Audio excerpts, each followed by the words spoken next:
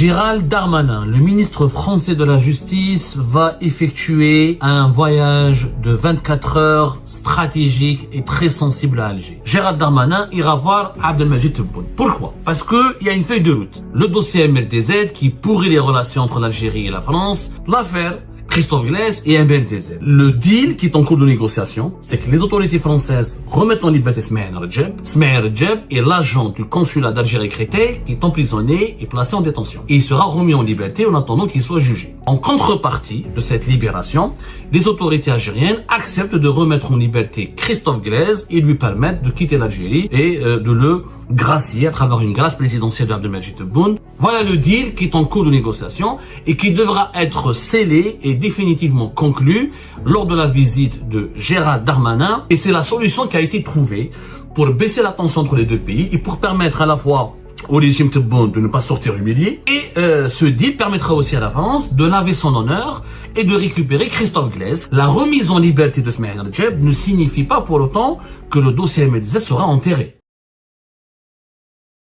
Gérald Darmanin, le ministre français de la Justice, va effectuer un voyage de 24 heures stratégique et très sensible à Alger. Gérald Darmanin va s'envoler demain, dimanche soir, le 17 mai 2026, à Alger. Il devra donc retourner à Paris le lundi soir, un voyage qui ne va durer que 24 heures, mais ces 24 heures vont énormément peser sur l'avenir des relations entre l'Algérie et la France. Selon les informations rendues publiques jusque-là par les autorités gouvernementales françaises ou par même le ministère de la Justice français, Gérald Darmanin va emmener avec lui en Algérie Pascal Prache, procureur national financier, et Vanessa Perret, procureur en charge de la lutte contre la criminalité organisée. Officiellement, selon les comptes rendus médiatiques français, citant des sources gouvernementales françaises, l'objectif du voyage de Gérald Darmanin à Alger est de rétablir au plus vite la coopération judiciaire entre les deux pays, notamment en rencontrant le ministre algérien de la Justice, Lotfi Boutchema. Le département du ministère de la Justice en France n'a pas aussi omis de mettre en valeur l'urgence de renforcer la coopération sécuritaire et judiciaire avec les autorités algériennes pour neutraliser les réseaux du narcotrafic qui défraient la chronique tous les jours, et ce de manière sanglante ici sur le territoire français, des réseaux qui impliquent plusieurs binationaux, dont des titulaires de la nationalité algérienne et plusieurs franco-algériens, notamment le dossier très délicat de la DZ Mafia, cette mafia qui se réclame ou qui revendique ses origines algériennes et qui ensanglante ou qui sème la terreur à Marseille, l'une des trois grandes et plus stratégiques, trois grandes villes et les villes les plus stratégiques de France. Ça, c'est ce qu'on nous dit dans, on va dire, ça c'est l'aspect superficiel de cette visite stratégique de Gérald Darmanin en Algérie. Il y a derrière les rideaux un autre enjeu majeur, une autre feuille de route qui est en cours de négociation et qui devra être officiellement ou plutôt officieusement adoptée lors de la rencontre de Gérald Darmanin avec les autorités algériennes. Et je pense qu'il n'est pas exclu que le ministre français de la Justice soit lui aussi reçu par Abdelmajid Tebboune. On n'a pas encore la confirmation officielle, mais tout indique qu'il est possible, qu'il est même fort probable qu'après sa rencontre avec Lotfi Boutchema, Gérald Darmanin ira voir Abdelmajid Tebboune. Pourquoi? Parce que il y a une feuille de route que Gérald Darmanin va devoir boucler et va devoir conclure à Alger. D'ailleurs, selon les diverses sources médiatiques françaises, bien avant son déplacement à Alger, d'autres hauts responsables importants du ministère de la Justice français sont partis en Algérie discrètement, comme par exemple Laureline Pierrefitte, directrice des affaires criminelles et de grâce, qui s'est rendue à plusieurs fois à Alger pour créer le terreau favorable à la reprise des relations entre ces deux pays et pour permettre au ministre français de la Justice, Gérald Darmanin, de mettre de l'huile dans les rouages dès son arrivée demain soir à Alger. Quelle est cette feuille de route que Gérald Darmanin va négocier ou va devoir bouclée et définitivement adoptée en commun accord avec les autorités algériennes. Pour normaliser, on vous l'a toujours dit. Le problème, maintenant, il y a deux dossiers qui empêchent la réconciliation entre l'Algérie et la France. Vous avez le dossier de Christophe Glaise, le journaliste français qui est détenu en Algérie pratiquement juin 2000, fin juin 2025. Et vous avez le gros problème du dossier MRDZ. Le dossier MRDZ qui pourrit les relations entre l'Algérie et la France et qui implique des hauts responsables algériens. On parle encore une fois d'une affaire de kidnapping, de séquestration, de tentative d'assassinat en relation avec une entreprise terroriste. Les deux dossiers qui bloquent et qui créent une crispation quasi permanente des relations franco-algériennes, ce sont l'affaire Christophe Glaise et MRDZ. Comment trouver des solutions? Comment peut-on libérer et remettre en liberté Christophe Glaise pour lui permettre de revenir en France et retrouver sa famille? Et comment, par la suite, les autorités algériennes pourraient trouver, comment dirais-je, un accord avec les autorités françaises pour étouffer définitivement les poursuites judiciaires qui pèsent contre un certain nombre de dirigeants algériens dans le dossier d'MRDZ. Une feuille de route est en cours de négociation depuis plusieurs semaines. Et cette feuille de route consiste à ce que les autorités françaises remettent en liberté provisoire Smaïl Redjeb, qui est l'adjudant-chef et ancien responsable des services visa du consulat d'Algérie à Créteil et qui est placé en détention depuis le mois d'avril, depuis le début du mois d'avril 2025 dans le cadre de l'affaire MRDZ. Il fait partie des personnes qui ont été incriminées par la justice française pour le kidnapping, la séquestration, tentative d'assassinat en relation avec une entreprise terroriste. C'est ça le dossier MRDZ. Smaïl Redjeb est l'agent du consulat d'Algérie à Créteil qui est emprisonné et placé en détention. Les deux autres responsables directement impliqués ou directement cités par les autorités judiciaires françaises sont, comme on appelle ça, Houssam Eddine Salah Eddine Selloum, l'ancien premier secrétaire de l'ambassade d'Algérie en France, qui fait l'objet d'un mandat d'arrêt international. Et vous avez Houssam Eddine, j'ai oublié son nom, c'était le vice-consul du consulat d'Algérie à Créteil. Il était le vice-consul. Houssam Eddine Bouaziz. C'est les deux autres officiels algériens qui sont cités parmi les organisateurs et les planificateurs du kidnapping et de la séquestration d'MRDZ, voire de sa tentative d'assassinat. Parce que visiblement, on a voulu, après l'avoir kidnappé et séquestré, on a voulu le séquestrer, on a voulu le placer, on a voulu le faire disparaître. Le deal qui est en cours de négociation, c'est que les autorités françaises remettent en liberté Smaïl Redjeb, en liberté provisoire. Il sera apparemment, selon nos sources, équipé d'un bracelet électronique, mais il sortira de la prison, il quittera la prison dans laquelle il se trouve, et il sera remis en liberté en attendant qu'il soit jugé. En contrepartie de cette libération, les autorités algériennes acceptent de remettre en liberté Christophe Glaise et lui permettent de quitter l'Algérie et de le gracier à travers une grâce présidentielle de Abdelmadjid Tebboune pour qu'il puisse quitter l'Algérie et aller en France. Voilà le deal qui est en cours de négociation et qui devra être scellé et définitivement conclu lors de la visite de Gérald Darmanin demain à Alger. Demain soir, il va arriver demain soir à Alger.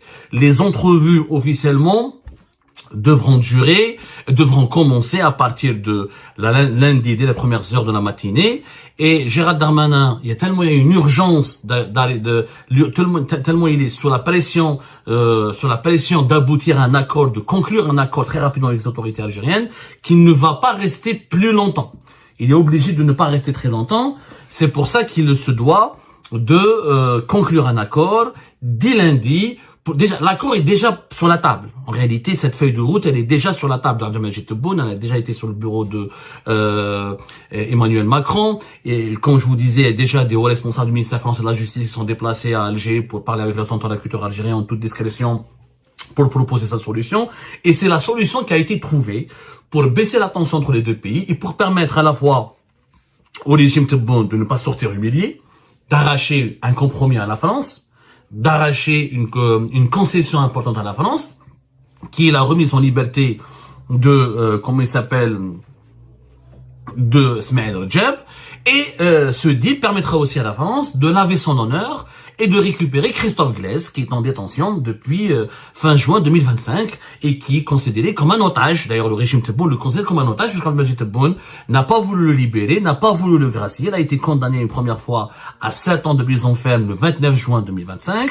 Par la suite, le 3 décembre 2025, la cour d'appel de Tizi Ouzou a confirmé la peine de 7 ans de prison ferme et il est toujours en détention, même si le 15 décembre 2025, il a déposé un pourvoi en cassation contre sa condamnation, et depuis début d'année 2026, sa famille et les autorités françaises ne cessent d'interpeller, de demander à Abdelmadjid Tebboune de faire preuve d'humanisme et de magnanimité et de noblesse en lui accordant sa grâce. Donc Abdelmadjid Tebboune, il utilise Christophe Glaise, il est prêt à le donner, à gracier Christophe Glaise, il est prêt à le remettre en liberté dès que les autorités françaises relâcheront la pression dans le dossier MLDZ et remettront en liberté Smaïl Rajab. Alors, la remise en liberté de Smaïl Rajab ne signifie pas pour autant que le dossier MLDZ sera enterré, puisqu'il sera en liberté provisoire. Maintenant, certaines sources nous affirment que les autorités françaises vont aller crescendo, vont aller étape par étape, et elles auraient, selon nos sources, donné comment on appelle ça, une parole, un engagement auprès des autorités algériennes, auprès d'Abdelmadjid Tebboune et de son cabinet, que Smaïl Rajab, une première fois, il sera en liberté provisoire, et par la suite, il sera autorisé à quitter le territoire français.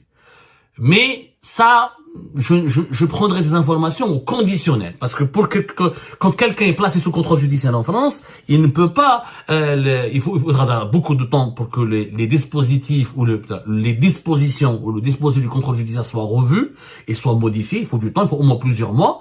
Sinon, normalement, il faut qu'il y ait un procès. Maintenant, est-ce que les autorités françaises iraient jusqu'à enterrer et étouffer le dossier MLDZ pour ménager le régime Tebboune et pour gagner ses faveurs et pour normaliser les relations? Parce que le régime Tebboune a posé une condition sine qua non. Il n'y aura pas de normalisation des relations entre l'Algérie et la France tant que le dossier MLDZ n'est pas convenablement traité, n'est pas résolu, tant que le problème MLDZ n'est pas résolu. Et c'est un gros problème. Parce qu'encore une fois, dans le dossier, il y a des officiels. Il y a 3 patrons, 2 anciens patrons des services secrets algériens qui sont cités, il y a des colonels, il y a des officiers, il y a des cadres dirigeants de l'ambassade d'Algérie et des consulats d'Algérie en France. Et qui sont des membres, je rappelle, de la direction, de la documentation et de la sécurité extérieure. Ça veut dire les services de renseignement extérieur. Donc c'est l'État algérien lui-même qui est impliqué et qui est cité noir sur blanc dans le dossier MLDZ. Christophe Glaise est un individu lambda. Il n'a aucun lien avec l'État français. Aucun lien avec les services français. C'est un journaliste, pigiste, freelance. Il préparait un livre sur l'affaire Ibossé. Depuis janvier 2026, il se trouve dans la prison de Coléa. Il a reçu à 2 reprises la visite de Ségolène Royal. Il est traité comme un otage, clairement. Alors qu'il n'a rien à voir avec la politique. Christophe Glaise est un journaliste sportif. Il s'intéresse à la GSK, il s'intéresse au football. Même si dans la mort d'Albari Bossé, il y a ce qu'on appelle une dimension politique, il y a des raisons politiques, puisqu'apparemment Albery Bossé l'Algérie ne veut pas reconnaître que ce soit un assassinat à caractère raciste ou qu'il a été assassiné. La version officielle, c'est un accident malheureux qui a provoqué son décès. Mais Christophe Glaise n'est pas politisé. Il n'est même pas proche des courants anti-algériens ou algérophobes, pour reprendre la terminologie du régime algérien. Donc, pour Abdelmadjid Tebboune, il est urgent de sauver la face et de sauver le régime dans l'affaire MLDZ. Pour cela, la seule carte dont dispose Abdelmadjid Tebboune, c'est Christophe Glaise.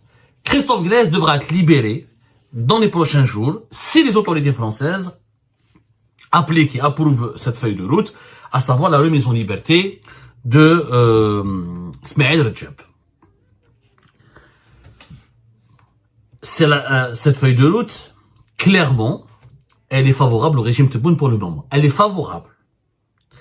pour le régime Tebboune parce que la libération de Smaïl Rajab va être interprétée par le régime Tebboune comme un geste d'apaisement et comme une première tentative de disculper le régime algérien, les autorités algériennes et d'éloigner un petit peu les projecteurs qui sont braqués sur lui. Maintenant, encore une fois, le régime Tebboune ne s'est pas débarrassé pour autant du dossier MLTZ. Le procès n'a pas encore de date.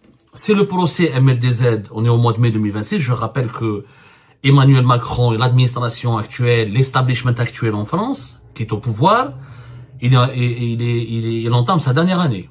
Emmanuel Macron, avril 2027, doit partir. Il peut pas faire de troisième mandat. Il y a un nouveau président qui arrive, une nouvelle administration, un nouveau establishment. Et il est possible que le futur président ne soit pas du tout un ami de l'Algérie. Il n'est pas sûr que MLDZ, son procès, va se dérouler avant avril 2027. Il est très probable. Même si le procès va avoir lieu, va être programmé avant avril 2027, on va dire que c'est ce que veut le régime algérien. Le régime algérien, qu'est-ce qu'il veut? Il veut que la justice française fasse un procès qui soit expéditif. Et on va condamner les brigandiers et les brigands et les gangsters qui ont été arrêtés, qui ont organisé, orchestré la séquestration et l'enlèvement de MLDZ. On va punir Smaïl Rajab qui est resté quand même plus d'une année de prison. Donc, ils vont lui donner une peine de prison, on va lui donner une peine.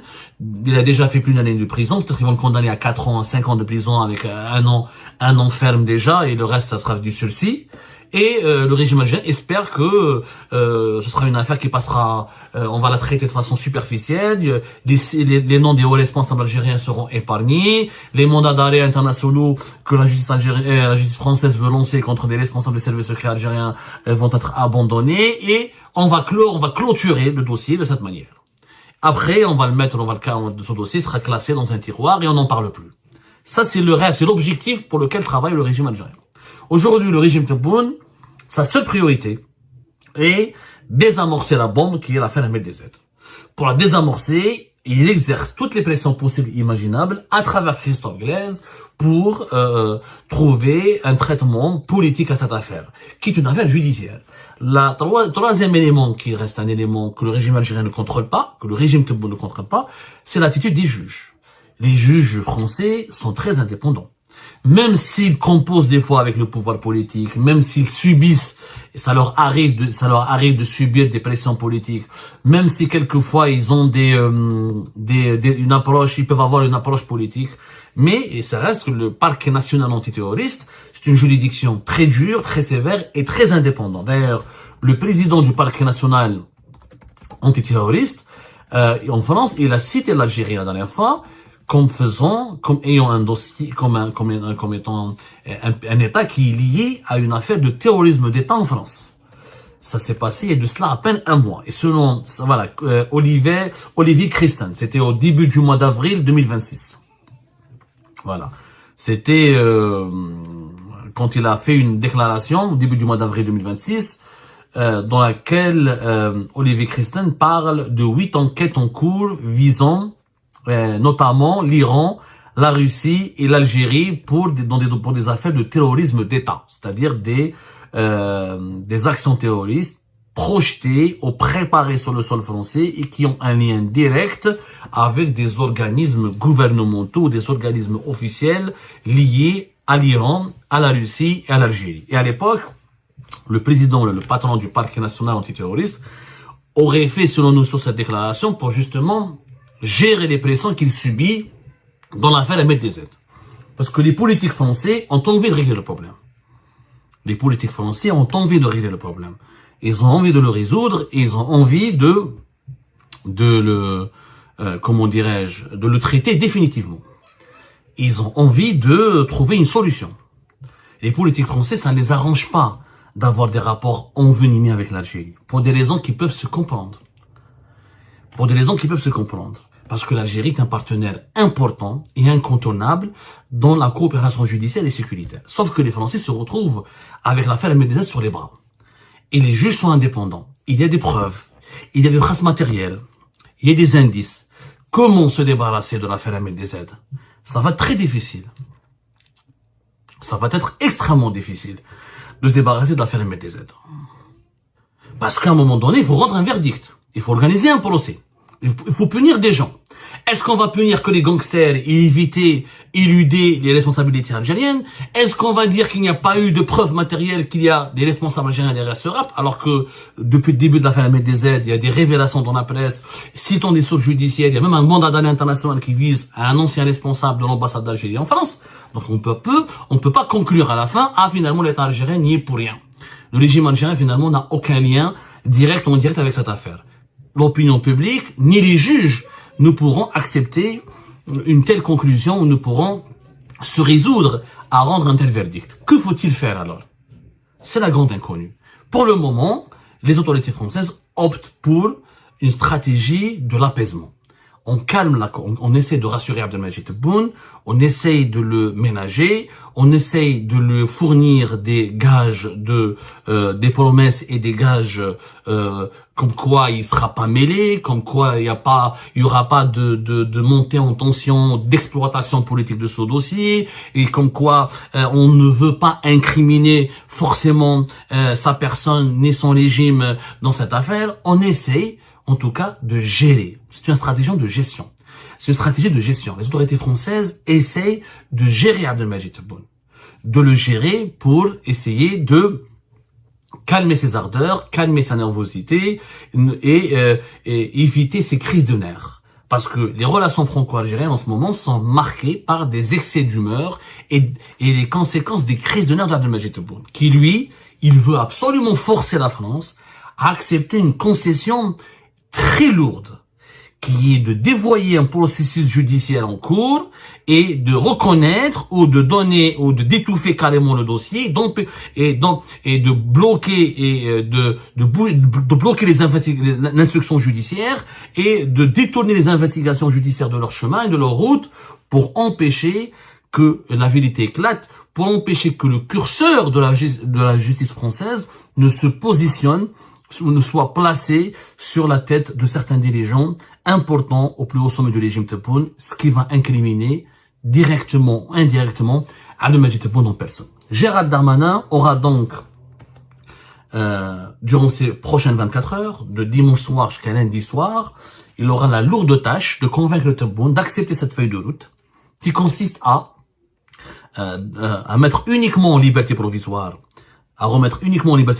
Smaïl Rajab, et à obtenir en contrepartie la libération de Christophe Glaise. La balle est maintenant dans le camp de Tebboune. Est-ce que Tebboune va accepter de rendre à Christophe Glaise définitivement sa liberté sans attendre la fin de l'affaire Ahmed Dezed, le dénouement final de l'affaire Ahmed Dezed?